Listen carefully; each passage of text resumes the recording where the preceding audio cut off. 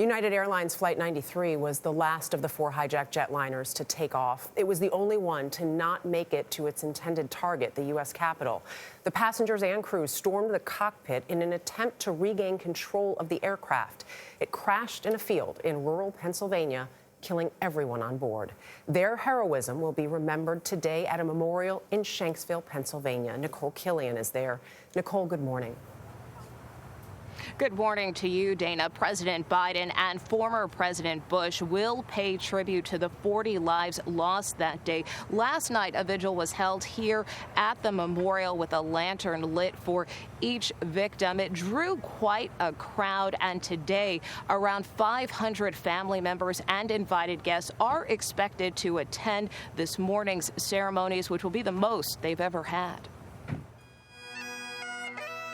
20 years later, it's one of those things where it feels like it's been a really long time, and then on the other hand, it feels like it's only been a few minutes. Time knows no bounds for Emily Schenkel, who lost her godmother Lorraine Bay 2 decades ago when United Flight 93 came hurtling to the ground in this pastoral Pennsylvania field.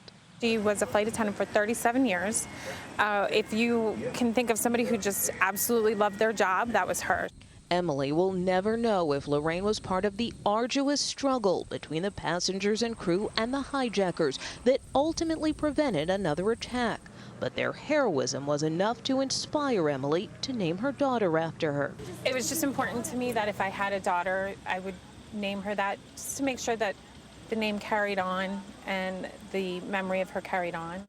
It is that legacy that Colonel Christopher Whalen also wants to instill in his 9-year-old son. His cousin Richard Guadagno was on board. Why should we never forget? You never forget because you don't want to forget the sacrifices that were made. This was the first striking back against terror on this plane, and we need to remember that so that 20, 30, 40 years from now, there are people who are carrying on the memory of this site, not only for the 40, but for the world. Much of the focus will be on the Flight 93 victims, but also the town of Shanksville. Less than 300 people live here, and I spoke with a longtime resident who was here that day and said they really see their role as caretakers of this memorial. Some have developed relationships with these families over the past 20 years, and they believe that it's their duty to carry on the legacy as well. Jeff? Nikole, thank you very much.